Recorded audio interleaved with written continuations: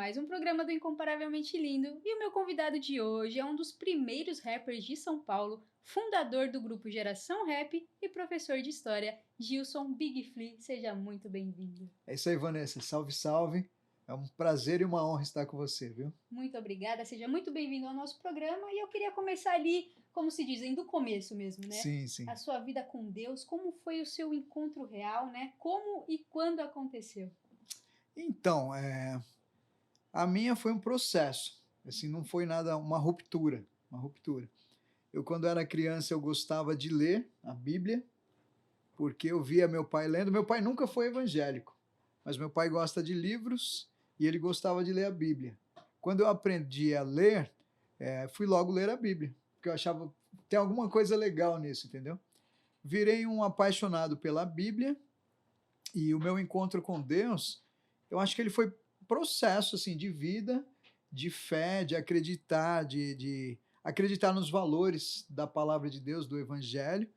E a minha conversão, ela tem a ver com a Bíblia também, com as Escrituras, porque eu não fui evangelizado por alguém assim, ninguém me chamou para ir para a igreja.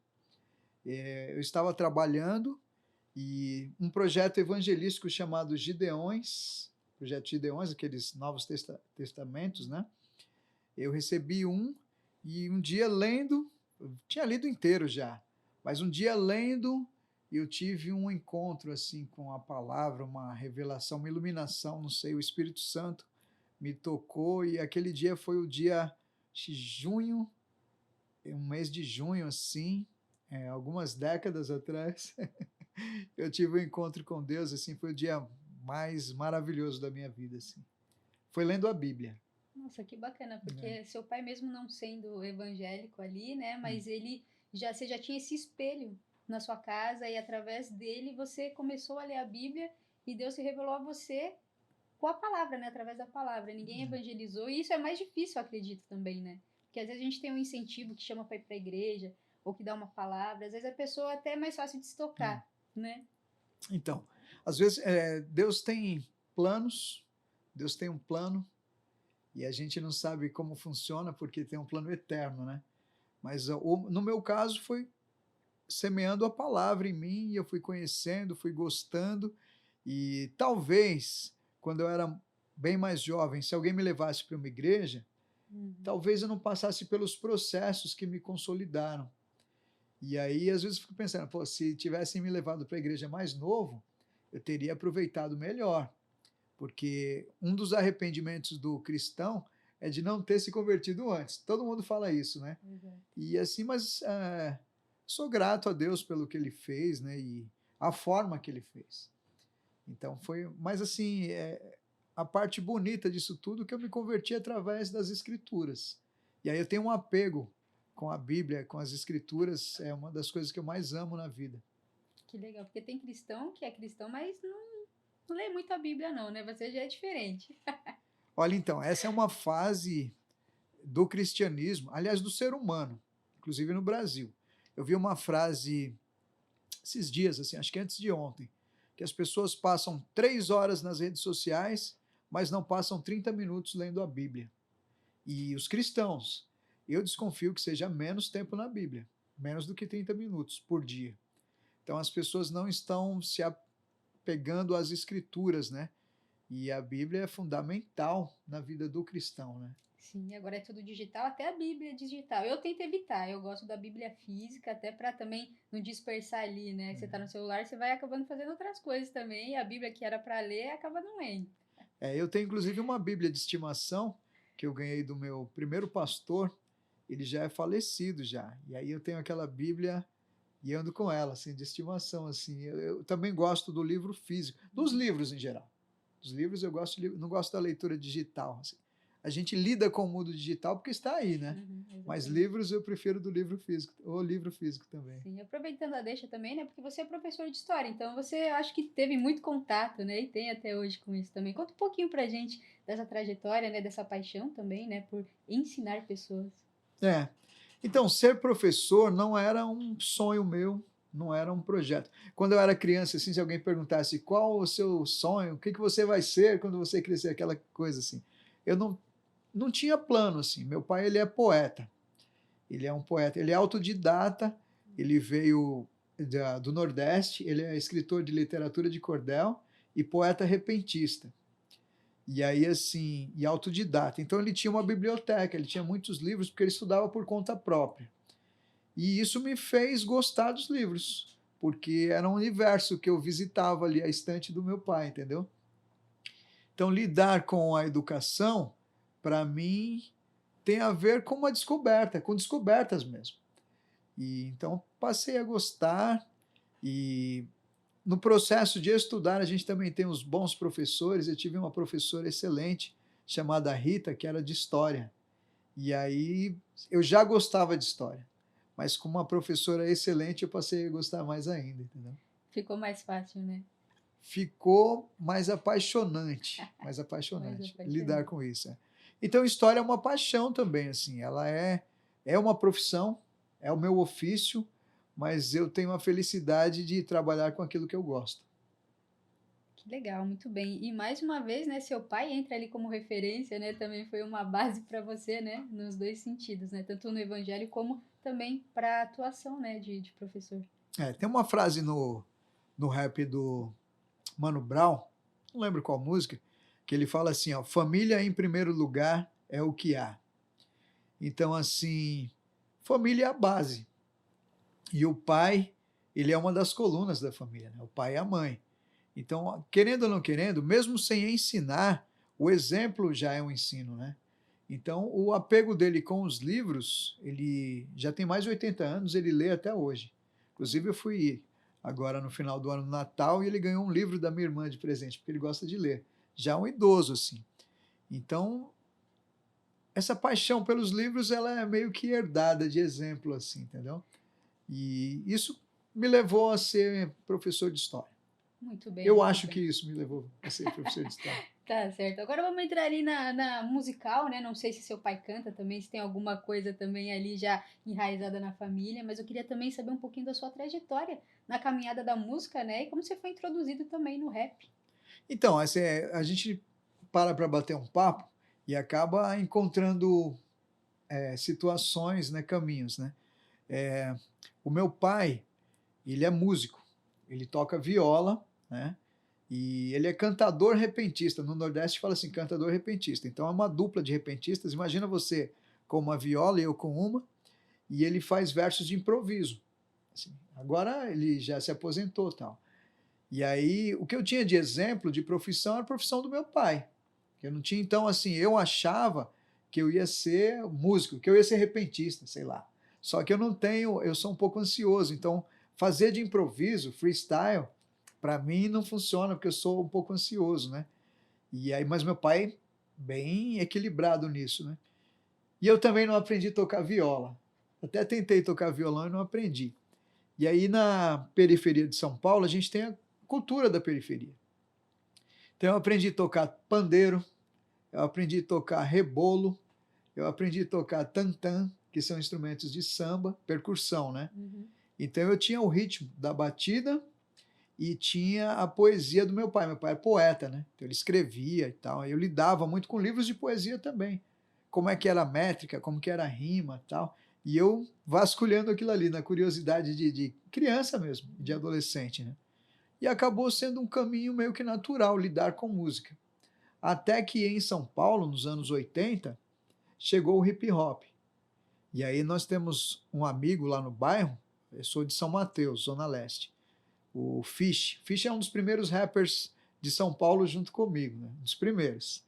E aí ele trouxe um disco que tinha um rap, de um lado era cantado, de outro lado era o instrumental, era o playback.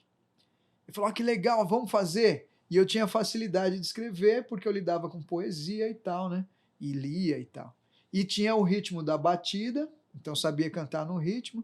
E uma coisa se juntou à outra e a gente acabou sendo um dos primeiros, o primeiro grupo de rap de São Mateus. São Mateus tem alguns grupos importantes agora, tem o Consciência Humana, tem o The Menos Crime, tem alguns importantes.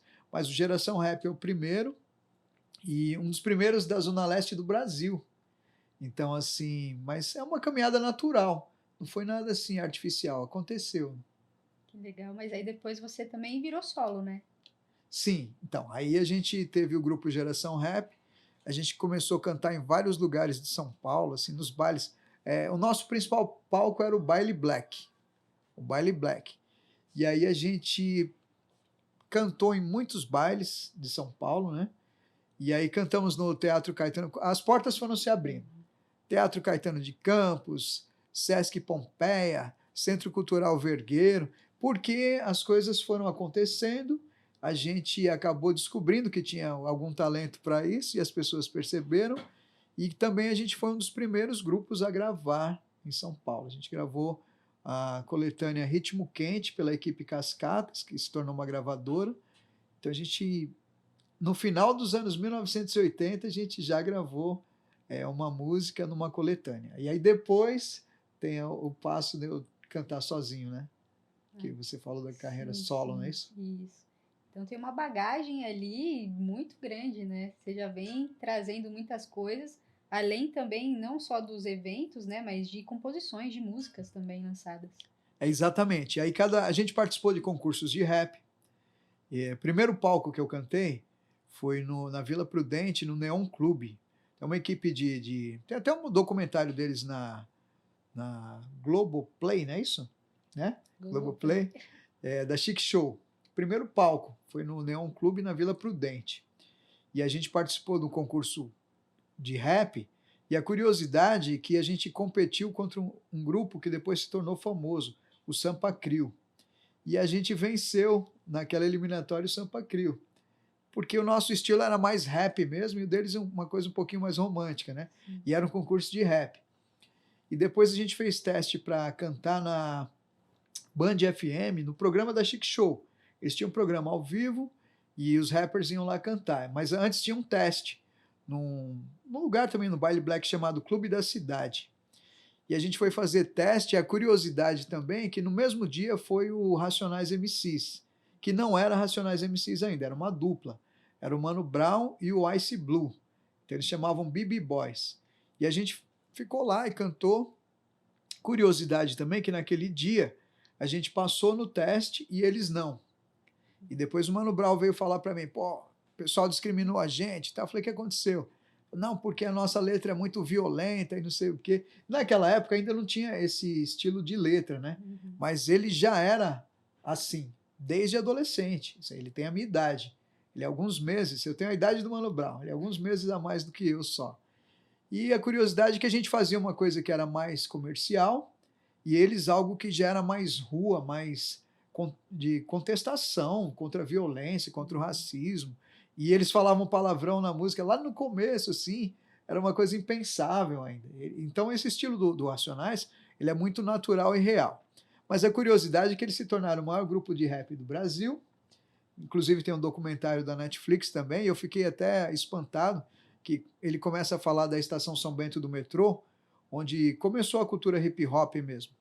E aí apareceu uma foto nossa, lá estou eu, ele e tal, eu nem sabia disso, né? Porque a gente estava no começo do hip hop nacional. E isso, o fato de ser um pioneiro, não significa ser um dos melhores, nem um dos principais, mas um dos primeiros é algo importante, né? Dá uma bagagem para a gente, né? Sim, sim. É o início ali de tudo também, onde as pessoas também começam a se identificar, né, com aquela cultura.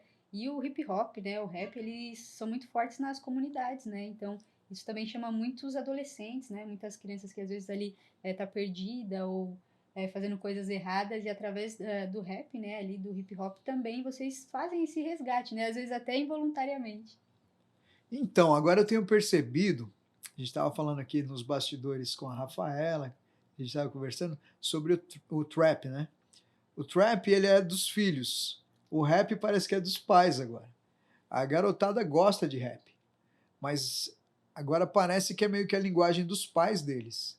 Então o trap e o funk tá mais presente na linguagem da periferia. Mas, inevitavelmente, o rap ele tem uma entrada assim nas comunidades muito grande. Então a gente tem alguns projetos sociais e de evangelismo, não esquecendo que hoje eu sou um rapper protestante, né? Me tornei cristão protestante e um rap de mensagem evangelística e tal, né? E aí tem muita entrada nas comunidades, então eu participo de alguns projetos evangelísticos, um se chama A Bíblia na Quebrada. Então, por exemplo, dia 20 a gente vai para uns lugares assim bem engraçados, assim, a favela do Buraco do Sapo. A gente vai fazer um evento lá para evangelizar. E música clássica é linda, maravilhosa, eu gosto. Só que não combina muito com a comunidade, com a favela do Buraco do Sapo. Só que o rap combina. A linguagem, a postura, a história, né? E, então, assim, a gente tem um outro projeto também que chama Cantando pela Vida. E aí a gente vai em várias comunidades de São Paulo, e ali monta um palco, uma estrutura de ação social, mede pressão, faz exame de vista, brinquedo para as crianças, e um palco de música. E aí a gente vai lá também cantar rap de mensagem. Porque assim, para nós, a mensagem, a poesia, ela é muito importante. Então existe uma responsabilidade. O Sabotagem ele dizia uma coisa e ficou gravado. O rap é compromisso, não é viagem. O rap tem uma mensagem, né? Nossa, que bacana. Você falou agora, né? Seria a próxima pergunta, né? Dos projetos, né? Sociais e de também de estar evangelizando, né? Nas comunidades, como Deus tem usado, né? Você para isso também. Porque às vezes, né? As pessoas querem mais conforto, não querem entrar na comunidade, não querem fazer esse trabalho de cuidar de pessoas, que é mais difícil, né? Mas Deus sempre tem pessoas assim como você que envia, né? Para esses lugares para ganhar vidas para Jesus. Então, é uma responsabilidade, é uma missão. Então, assim, na minha caminhada no rap, né? Eu vou voltar numa pergunta que você fez para chegar aí. Você falou como que você começou no solo, né? Então eu gravei, cantamos em muitos lugares e eu tive um atrito com o meu amigo. Ele é meu amigo hoje, o Márcio, o Fish. Hoje ele usa o nome de Grandmaster Fish. Um cara muito respeitado. Uma briguinha boba lá. E aí resolvi sair do grupo. Assim, que é negócio eu era adolescente ainda. Fase de teens, né? E aí coincidiu de que surgiu um projeto lá e um amigo nosso, que ele é lendário no rap, o MC Jack, ele gravou o disco Hip Hop Cultura de Rua.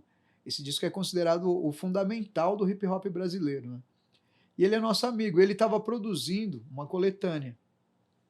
Ele viu que eu estava cantando sozinho e falou: não quer gravar duas músicas aqui? Aí eu gravei duas músicas que na época teve um certo impacto, né? Não existiam as redes sociais ainda e tal, então é um impacto mais controlado, né? Que foi Rei do Microfone e Outra Vítima. E aí teve algum impacto, foi legal, e foi legal se sentir solo também, independente, e conhecer a sua caminhada sozinho, né? Uma questão de se encontrar também, de amadurecer, né? E aí fiz isso aí. Só que foi exatamente nesses anos que a minha vida teve a virada de eu ser encontrado por Deus, de Deus ter tido misericórdia e pela graça, mediante a fé, ter sido salvo, entendeu? E então eu entrei numa certa crise, porque aquele é o momento do rap de protesto. E eu era a rua, né? Então o meu rap era agressivo, ele era um revolucionário e ele falava mal da polícia, do sistema e falava palavrão e tal. E aí eu estava gravando um disco só. O DJ Cuca, através da gravadora Cascatas, estava produzindo meu disco solo. Vai fazer um disco só meu. Vai ser um dos primeiros rappers a ter disco solo. E nesse meio do caminho eu me converti. E aí eu fiquei em crise. E aí consultei pessoas mais maduras e tal, até que eu cheguei à conclusão de que se alguém quiser seguir a Jesus e não negar-se a si mesmo, então não serve. Aí eu resolvi pegar a minha cruz e larguei aquele fardo, aquela bagagem e caminhei por outro caminho assim. E abandonei o disco na metade da gravação. O primeiro, ia ser um dos primeiros, era o sonho nosso, de ter um disco solo. Ia ser um dos primeiros e eu abri mão disso por amor. Mas não foi o meu amor, foi por causa do amor de Deus por mim, né? Porque, eu fui o bonzão, não foi? Deus me amou e me salvou e eu preferi o amor de Deus do que tentar o caminho da fama e tal, que também não me ilude, porque o rap para nós, além de ser arte, é uma missão também, né? Que lindo. Aí, ó, tá vendo? É só para quem crê mesmo, né? Para pegar aquilo que Jesus entregou, né? Te fez um novo homem e você levar isso também agora para outras pessoas, né? Como a gente estava falando também, né? Desses trabalhos que você vem fazendo, que é muito bacana também. É. E aí eu acho que eu viajei da pergunta anterior e fui longe, né? Mas assim, o que acontece é exatamente isso. E aí eu me tornei, nesse caminho, um cristão da Igreja Batista. Eu gosto de falar que a igreja do Martin Luther King é uma referência maravilhosa, assim, Martin Luther King Jr. E mas não escolhi a igreja, eu fui escolhido por Deus, ele fui Uhum. salvo, entendeu? E lá tem muito estudo bíblico, muita base bíblica, então para quem gostava de ler e estudar, ali foi um caminho assim. Fui estudar teologia, fiz 3 anos de seminário batista, então nesse meio tempo eu fiquei fora do rap.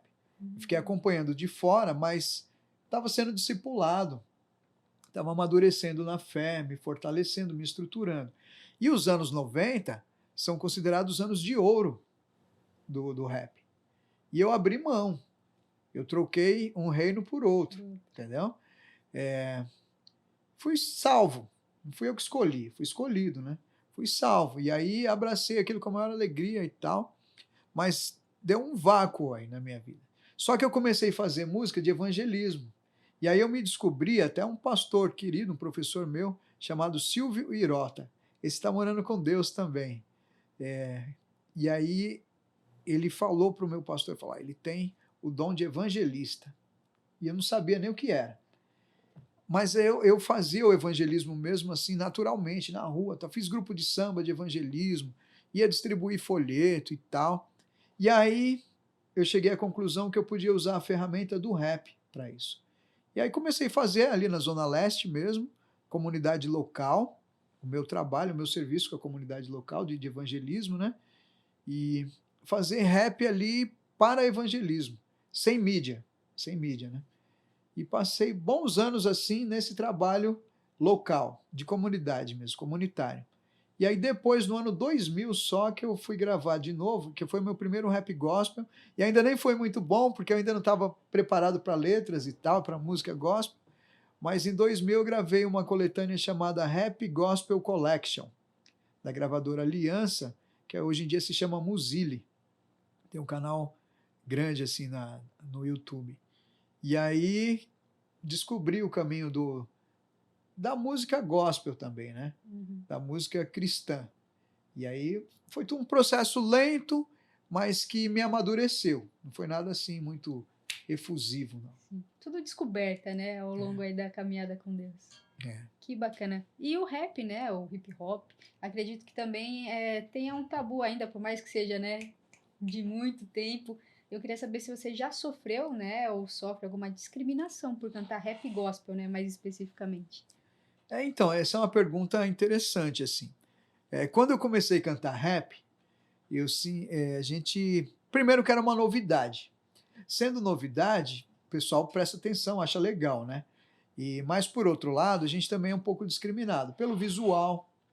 O visual hip hop é ligado a marcas esportivas que os americanos gostavam, que é a roupa mais popular para eles. Não é roupa de marca. Porque para nós a roupa esportiva é roupa de marca, né? Para eles era o mais popular. E a gente se espelhava nos americanos, especialmente no maior grupo de rap de todos os tempos, que é o Run DMC. E aí eles tinham uma marca especial que eles usavam lá, não vou fazer propaganda aqui, e a gente usava também, né? E a gente usa até hoje a marca do Run DMC, dos anos 1980 e tal. Mas, na periferia de São Paulo, a gente usava esse estilo, o pessoal chamava de estilo função, que era tênis esportivo, camisa de time de futebol, de seleção, por exemplo, da Alemanha e tal. E para nós era legal. Para as pessoas de outras classes sociais, classe média, média alta, classe rica, em outros ambientes, aí a gente é aquele moleque da periferia, né? Aquele maloqueiro. Antigamente falava maloqueiro. Então a gente era meio discriminado assim pela aparência. Em alguns lugares, batia o olho e via que a gente era maloqueiro, entendeu? Então esse negócio de ser discriminado, para nós é bastante comum. Quando eu me converti, o evangelho estava crescendo no Brasil. Eu me converti num avivamento. a década de 1990 teve um avivamento no Brasil. As pessoas, depois isso vai entrar em livros de história da igreja, porque a igreja começou, a igreja cristã evangélica de todas as denominações começaram a crescer muito e surgiram outras igrejas também e tal. E aí eu vim nessa onda, eu sou parte de um mover de Deus, né? Nós somos, né? Mas os evangélicos eram um pouco discriminados. Então eu ainda sou do tempo que ser evangélico era ser meio estranho, ser crente. O pessoal falava assim, né? E você levar isso para o rap, que é uma mensagem mais agressiva, se tornou mais politizada, mais agressiva, com pautas assim, algumas militâncias que são um pouco polêmicas e tal, né? Então você levar uma cultura cristã, você é visto com outros olhos. De uma forma geral, no início, dentro do movimento hip hop, a música gospel não foi discriminada dentro do movimento. Aliás, não é considerado nenhuma vertente, é rap. Sempre foi. Então, alguns dos grupos, por exemplo, Apocalipse 16, super respeitado. Quando o DJ Alpiste fez música, ele foi o primeiro rapper gospel do Brasil. Foi bem aceito. Tinha alguns probleminhas de personalidade dele que as pessoas contestavam, mas a música não. Já o Apocalipse 16 estourou Pregador Lu, né? E depois vieram outros, por exemplo, Ao Cubo e tal, com aqueles de base que não vão para a mídia. Então a grande base, a maioria está ali, né? E a princípio não existia discriminação. Hoje em dia, por causa dessa guerra de narrativas, sou professor de história, né? E aí, durante a Guerra Fria, houve duas narrativas. A narrativa do bloco capitalista, liderado pelos Estados Unidos, e a narrativa do bloco socialista, liderado pela União Soviética. Acabou a Guerra Fria, mas a guerra de narrativas entre esquerda, socialismo, e direita, capitalismo, ela continuou e recrudesceu. E aí, cada um dos grupos virou um combo. E aí, se você é cristão, as pessoas querem relacionar você a um grupo político. E não necessariamente. Eu não preciso estar ligado a um grupo político. Eu gosto do que eu gosto. Eu sou independente, eu não preciso estar ligado a um combo. E aí, às vezes, a gente é visto como assim, se é cristão, aí tem aquele combo, é de direita, é bolsonarista, é isso, aquilo, e não é nada disso. É cristão. O Martin Luther King era cristão. E aí, assim, é uma referência política para mim, de militância, né? Mas, assim, hoje, 2024, existe um olhar meio que antipático com relação a essa visão do cristianismo, e o cristianismo na música rap, no movimento hip hop, também existe a gente é visto como conservador por conta dessas narrativas, né? E, como eu disse, não necessariamente. Sim, bacana. Você trouxe um ponto também que você falou até da vestimenta ali, né? Então, na verdade, para as pessoas, a discriminação não é só pelo ritmo musical, né? Mas também pelo modo de se vestir, às vezes o jeito de você falar. Você é crente, né? Ah, agora o cara é da igreja e tal. Então, são várias coisas que tornam, né, esse preconceito também. Porque cria um estereótipo, né? Estereótipo. E aí a pessoa que é do hip hop, a nossa origem, o rap ele é muito libertário. Então a gente é mais livre, mais independente. A gente não está ligado a esses combos. Cada um acredita no que quer, politicamente, socialmente e tal, e independente da fé. A fé em Cristo, em Deus, para mim é um fundamento de salvação. A razão da minha fé é Jesus, não é política. E questões de roupa também, eu entendi o que você falou, porque também tinha o visual do crente, a roupinha social, exatamente. Inclusive a camisa fechadinha aqui no último botão. Gravatinha, às vezes, tal. Camisa de manga comprida, tem a gente do rap, né? Bombeta, óculos escuro, corrente, tênis. Hoje em dia, isso se tornou também pop, né? Porque o hip hop, existe já estatísticas, né, de que é a música mais ouvida no mundo. Então, ganhou o mundo, né? Então a gente não... Pelo estereótipo, a gente não é mais visto com estranheza. Nós do rap gospel, de rap nenhum, né?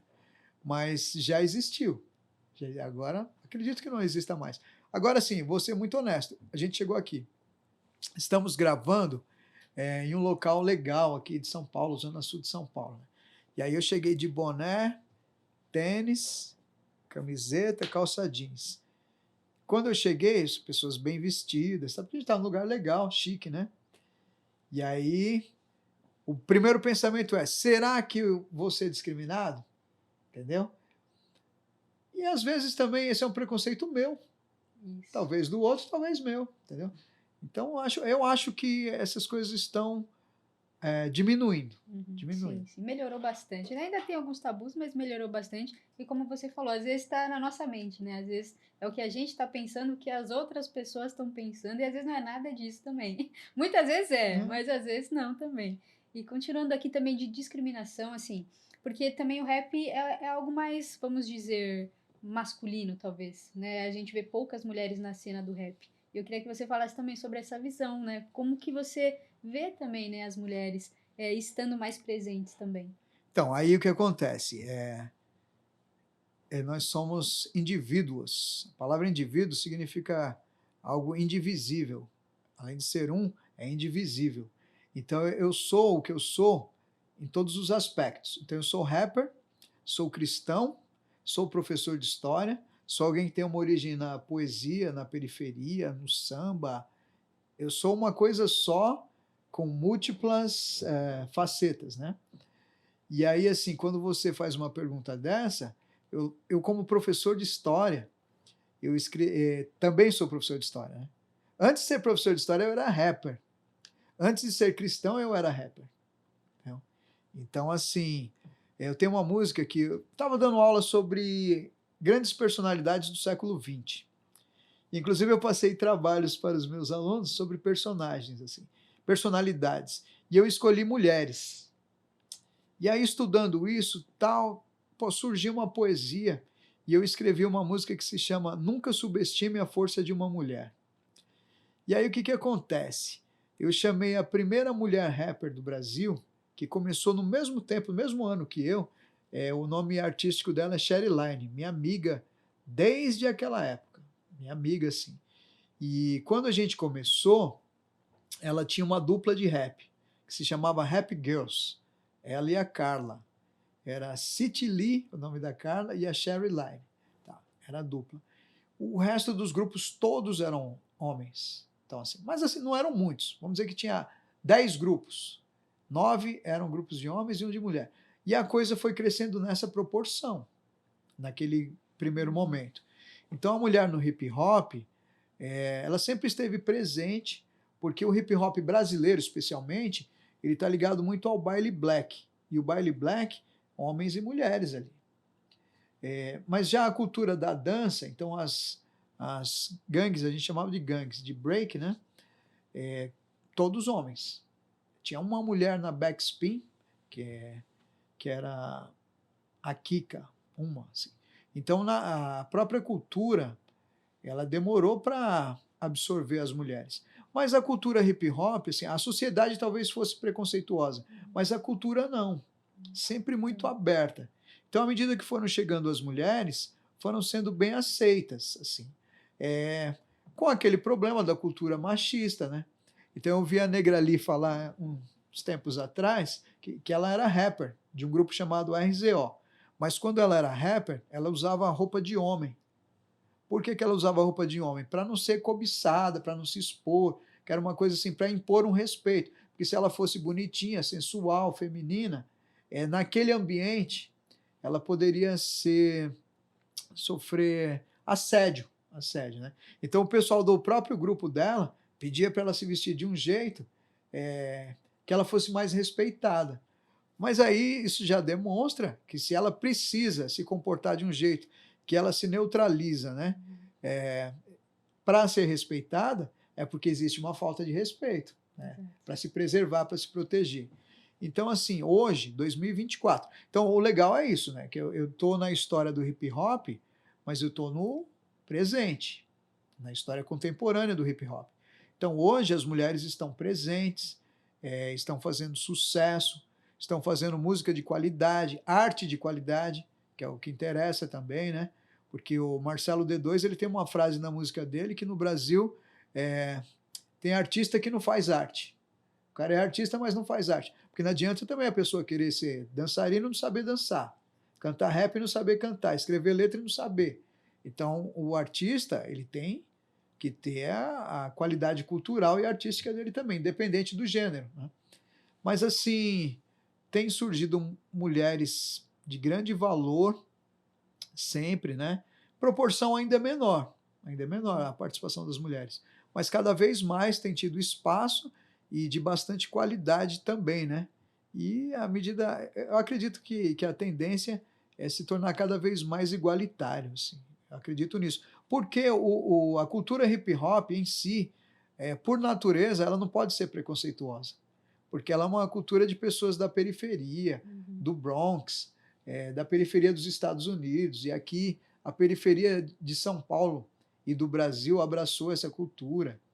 E a gente também não pode ser preconceituoso com as pessoas de classe social mais elevada, porque também é cultura e arte para todos, né? E então imagino que vai quebrando essas barreiras de preconceitos.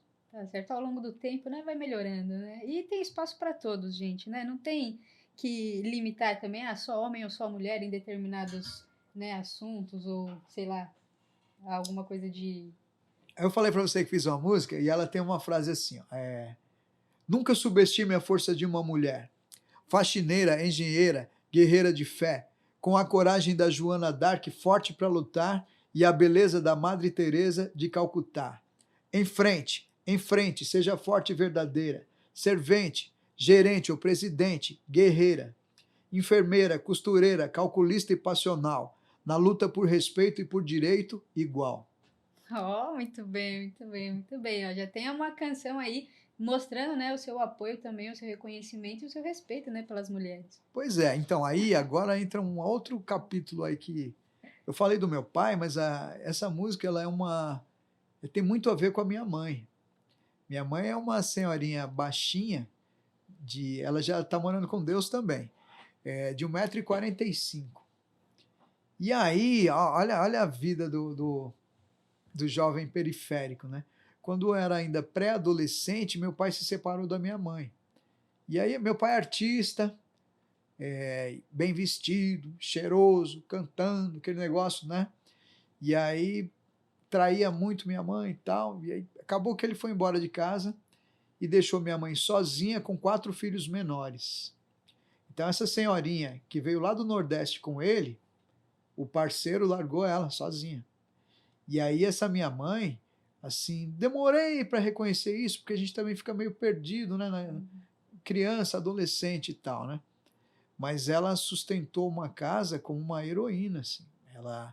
Então, alimentar a gente, 4 pessoas, e ela mesma, né?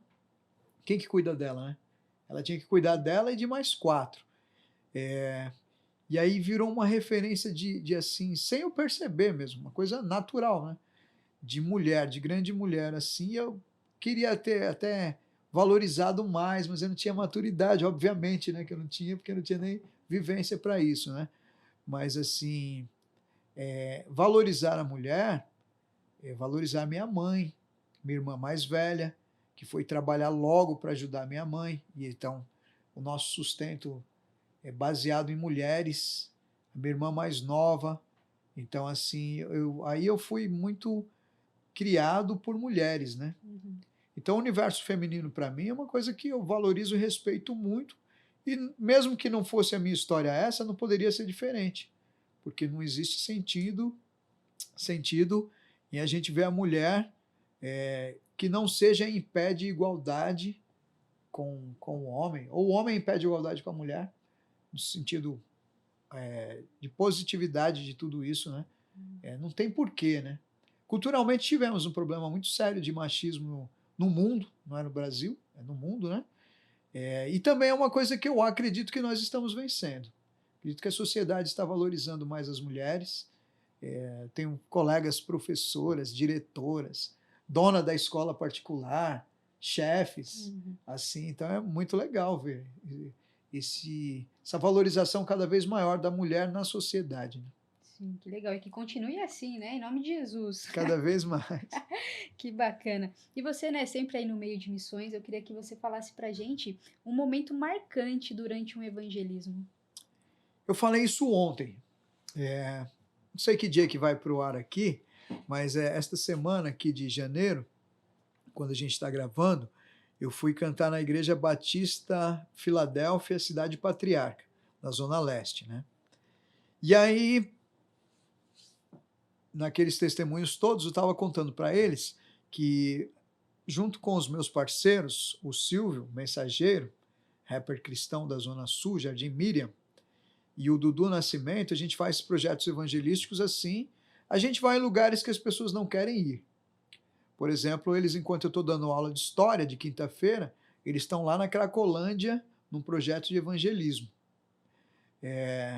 Eu fui chamado por um projeto missionário chamado GEAME, e para fazer visitas na Fundação Casa. E numa dessas visitas, eu estive na unidade do Brás, da Fundação Casa, e a gente entra lá, linguagem da periferia, aí tem lá 40 ladrão sentados, assim, tatuagem e tal, aquele negócio todo, né? Então é uma visão um pouco assustadora. Quando você começa a falar, e aí o que você falou da música, né? A música entra mais na realidade deles, assim, né? Pô, aí daqui a pouco você vê aquilo que você viu como um pavilhão de ladrões, você vê um monte de menino chorando, entendeu? E aí aí você vai lá, dá um abraço, dá a mão, tal, assim. E me marcou dessa última vez que eu fui na Fundação Casa, porque eu dei um testemunho. E aí eu falei problema de crime do meu irmão. Tive um irmão que morreu no crime, uma pena, assim, periferia é um sofrimento, né? Mas eu nunca falava o nome do meu irmão, porque o apelido é de meu irmão mais velho do que eu, do passado, não se usa hoje em dia. O apelido do meu irmão era Zequinha. Aí eu nunca falo, só falo meu irmão, tal. E naquele dia, assim, eu falei, não, eu nunca falo, mas o apelido dele era Zequinha, tal, e aconteceu isso, tal, lá na Avenida Nordestina, em São Miguel, aconteceu, tal, meu irmão faleceu no crime e tal. E aí, mas eu falando isso, eu falo, pô, sai dessa, porque o final é esse e tal. E Deus tem coisas melhores para vocês, que é estudar, ter uma profissão, melhorar de vida e tal, né? E aí, quando acabou tudo aquilo, um menino veio me chamar de olho arregalado, assim, ele estava chorando o tempo todo. Falou, senhor, eu falei, não, me chama de senhor não, me chama de irmão. Eles têm esse costume de chamar a gente de senhor. Senhor não, eu sou o irmão. Aí tá, fala aí. Pô, você não acredita, você estava dando testemunho lá, meu nome é Zequinha. Mesmo? Eu não sei por que naquele dia eu falei o apelido do meu irmão, que eu não falo mesmo porque é uma coisa do passado, não tem mais esse apelido hoje em dia. E naquele dia eu falei, mas naquele dia Deus estava falando com o Zequinha que estava lá. Olha que loucura, assim. Aí eu saí de lá e falei, nossa, os planos de Deus, o mover de Deus, o Espírito Santo é muito maior do que a gente está pensando. Então essa conversa nossa aqui, às vezes vai chegar no ouvido de alguém e a gente não sabe nem o que Deus tinha planejado, né? E aí Deus está falando com alguém, ou alguém está se identificando com a conversa e escapa demais do nosso alcance. Sim, Deus é maior, soberano, né? que E legal. os planos de Deus são maiores que os nossos planos, os pensamentos de Deus são maiores que os nossos pensamentos, né? Que legal, que legal. Impactou, né? Porque Para realmente mim. é um testemunho, assim, incrível. Às vezes Deus leva a gente para uma atmosfera ali que às vezes a gente nem pensava em falar, né? Como você, e tinha uma pessoa exatamente esperando você falar uma palavrinha para atingir o coração dela. Que maravilhoso. Impressionante. Mais recentemente, numa comunidade da Zona Leste, eu fui cantando pela vida, um projeto que a gente faz lá, né?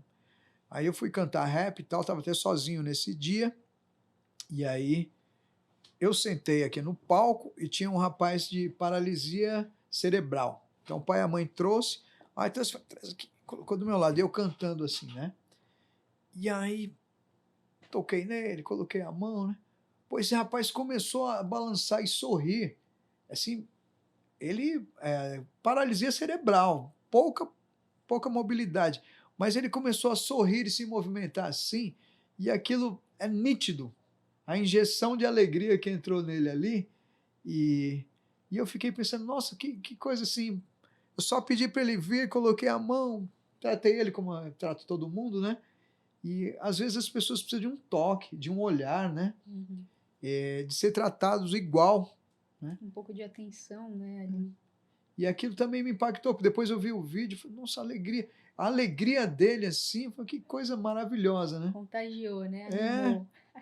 e assim, ele não fala, Uhum. não fala, não anda, mas assim, ele ficou se mexendo e sorrindo de um jeito que foi maravilhoso. Então são experiências que a gente tem muito gratificantes e motivadoras, porque a minha motivação são eles, Uhum. entendeu?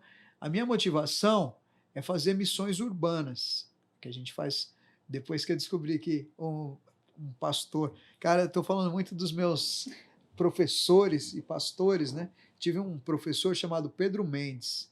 Ele faleceu com 99 anos de idade. Ele era o principal da minha convenção, né, batista. E ele foi meu professor 3 anos no seminário, né? E aí falei para ele os evangelismos que a gente fazia de rua, que eu abri um ponto de pregação no Singapura, em São Miguel e tal, virou uma igreja. E aí eu sabia que eu era evangelista, porque eles tinham falado, e aí ele me falou pela primeira vez, ele falou, isso que você faz é missões urbanas. E aí agora eu sei que o que eu faço é missões urbanas, assim. E percebo que é, né? E não fui eu que me escolhi para isso, entendeu? Deus que está capacitando, Deus que está usando e Deus que te escolheu para as missões urbanas. Ó. Que Que coisa, né? maravilhoso, que Então eu legal. podia ser aquele pastor de É, terno de marca, de grife, bonitinho, sentado ali. Mas aí eu estou na favela, eu estou na comunidade, eu estou na Fundação Casa, a gente está na Cracolândia, a gente está onde Deus mandar, entendeu? exato. Na favela do Buraco do Sapo, com o projeto A Bíblia na Quebrada. Tem um pastor chamado Edson Enedino. Ele tem missões assim também, comunidade carcerária, um parceiro do rap também, Cacau Siqueira, ele é pastor na comunidade carcerária. Vai lá evangelizar, tá? Uhum. Então, Deus escolheu a gente para missões que esse é o nosso caminho, essa é a nossa vida, essa é a nossa história. Talvez outro não se encaixasse naquilo ali, né? Exato. E Deus usa quem quer e do jeito que Ele quer, É, né? é, Ninguém é. consegue mensurar, né, o tamanho de Deus, o que Ele vai fazer, né, através da vida das pessoas. A gente só precisa falar sim. Quando a gente fala sim para o nosso chamado, Deus vai usar da forma dele. Isso É é bacana. verdade. Você já entregou muito aqui pra gente. A gente tem que finalizar aqui, mas antes, sempre tem um pouquinho mais ali de Deus para entregar. Então, eu queria que você deixasse uma mensagem abençoada aí para os telespectadores, o que Deus colocar no seu coração. Momento pregação, Gilson Big Free. Eu não vim com pregação pronta, mas eu posso dizer assim, o que vem na minha mente nesse momento, é o que a Bíblia diz, que sois salvos, porque sois salvos pela graça mediante a fé. Deus, ele salva pecadores. Jesus, ele disse que veio buscar e salvar aquele que estava perdido. Então, assim, não adianta a gente ficar bonitinho, limpinho, cheirosinho, certinho, santinho, para ser salvo. Pelo contrário, a Bíblia revela que Jesus andava no meio dos pecadores e comia com eles, e estava presente porque ele veio buscar e salvar aqueles que estavam perdidos. Então, assim, qualquer situação que a gente esteja, e isso não é clichê nem chavão, é exatamente na situação que nós estamos, é a situação que Deus olha para nós e que se cumpre o porquê que nós temos a possibilidade de sermos salvos. Porque a Bíblia diz assim em João 3,16, porque Deus amou. Começa assim o versículo, porque Deus amou. Por que que você pode ser salvo? Por que que eu posso ser salvo? Por que que você pode ser usado por Deus? Por que que eu posso? Porque Deus amou. Não é porque eu mereço. Não é porque eu sou bom, porque eu tenho uma história, você tem outra. Cada um tem a sua história. Mas tudo é por causa dele. Porque Deus amou o mundo de tal maneira que deu Jesus. E o que Jesus fez na cruz não foi um sofrimento, um martírio, foi um sacrifício para salvar pecadores como eu e como os outros, pessoas melhores do que eu, pessoas piores do que eu, mas no final das contas somos todos iguais. Somos criação dele, diz a palavra de Deus, e Deus olha com amor, com graça, e assim como o filho pródigo, que largou a fazenda do pai e se perdeu, e a Bíblia diz que gastou o dinheiro dele todinho com prostitutas, com perversões sexuais, e acabou comendo o resto de comida. Acabou se emporcalhando, diz a Bíblia. Mas a Bíblia também diz que quando ele caiu em si e voltou para trás e resolveu ir para a casa do pai dele, antes de chegar, o pai dele correu, abraçou e beijou. Uma pessoa que estava suja de porcos. Beijou o pescoço do filho dele e ele foi restaurado. Então Deus, ele salva quem ele quer salvar, do jeito que ele quer, ele é poderoso para isso. O que a gente precisa fazer é cair em si e saber que a gente tem que caminhar em direção ao nosso Pai, que é o nosso Deus. Então é sobre isso, é sobre graça, sobre Jesus. E por que tudo isso? Porque Deus amou. É isso. Amém, amém, que mensagem poderosa. E antes de também, né, fazer os agradecimentos aqui, eu queria que você deixasse os seus recadinhos, deixasse as redes sociais, YouTube, se tiver agenda também, fique à vontade. Isso é importante, assim. Então, eu tenho um canal do YouTube que se chama Geração Rap. Acontece que como a gente põe música no YouTube, o próprio YouTube tem um canal. A gente chama YouTube Geração Rap Tema. O meu canal é Geração Rap, Ed e Big Flea. Então, quando escrever Geração Rap, vai aparecer do lado Ed e Big Flea. Esse é o meu. Esse eu queria que o pessoal se inscrevesse, porque é lá que eu ponho as minhas músicas evangelísticas, os meus conteúdos. O meu Instagram é gilson.geracalrap. Não é geração porque não tem cedilha e nem tio, né? gilson.geracalrap. Então, ali as pessoas acabam me conhecendo e a gente está aqui para servir e não para ser servido. É só chamar, tá bom? Amém. Isso, eu gostei da última frase, hein? Boa, muito boa essa aí. E eu quero agradecer demais a sua participação aqui no nosso programa. Foi um prazer, né, conhecer um pouquinho mais da sua história, da sua trajetória aqui, né, pessoalmente. Foi muito bacana, você entregou muito pra gente. E que Deus continue abençoando demais a sua vida, a sua família e esse lindo ministério, né, de missões urbanas. E as portas aqui estarão sempre abertas, volta quando quiser, viu? Ô, Vanessa, para mim é uma satisfação te conhecer pessoalmente também, né? Que a gente, redes sociais, a gente conhece bastante gente, né? Sim. E assim, agradeço, assim, esses momentos de reflexão, eles são úteis, inclusive, para mim, entendeu? A gente às vezes não para pensar e organizar as ideias, né? Então agradeço e foi melhor do que eu imaginava. Obrigado mesmo. Que legal, que legal. E também fique com a canção agora, Deixa Tudo, com Gilson Big Flea. Tchau, tchau. Tchau, tchau. Salve, salve. Essa é uma música do Maurílio Santos. Ele autorizou a gente fazer uma versão em rap. Na voz, no playback, tá meu irmão Dudu Nascimento. Yeah. A música chama Deixa Tudo. Foi gravado pela Banda Rara. Talvez você não saiba, mas existe um alguém, Jesus, que pensa em teus problemas e a você quer muito bem. Quer te ver feliz como eu sou, pois ele é a razão da minha vida. Quer te dar amor como ninguém pode dar a sua própria vida. Dudu Nascimento na voz. Sei que você não o conhece, mas eu quero lhe falar. Jesus te ama tanto e só quer te ajudar. Deixa tudo. Também, seja feliz também. Deixa tudo. Vem ser feliz ao lado de Jesus. Ao lado de Jesus. Ao lado de Jesus. De Jesus.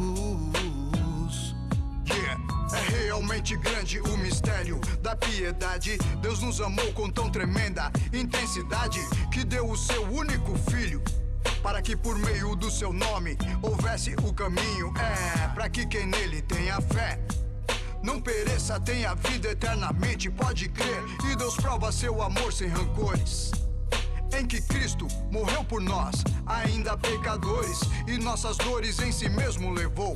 Nós, os transgressores, com seu sangue perdoou, se sacrificou para nos livrar da perdição. Jesus ressuscitou e é a nossa salvação. Então vem, seja feliz também. Deixa tudo. Então vem ser feliz ao lado de Jesus. Ao lado de Jesus. Vem ser feliz ao lado de Jesus. Yeah. Vem ser feliz ao lado de O Jesus. reputamos por aflito e ferido de Deus, porém morreu pelos nossos pecados, os meus e os seus, e a própria morte ele venceu. Com Jesus a vida é eterna e a vida ele nos deu, porque Deus amou o mundo de tal maneira que deu seu Filho unigênito para que todo o que creia não pereça, mas tenha vida eterna. João 3,16 é Jesus quem nos revela. Hoje nós podemos cantar, a Deus adorar e ser feliz, pois Ele é nossa alegria. Nele descobri aquilo que sempre quis. Somente Jesus pode te fazer feliz. Então vem, seja feliz também, também, também. Deixa tudo. Então vem ser feliz ao lado de Jesus. Deixa tudo. Seja feliz também. Deixa tudo.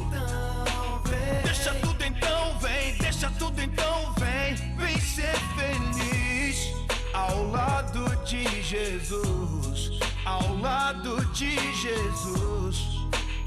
Deixa tudo então. Deixa tudo então vem. Deixa tudo então vem.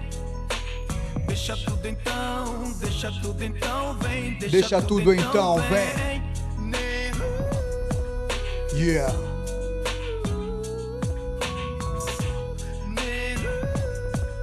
Aham.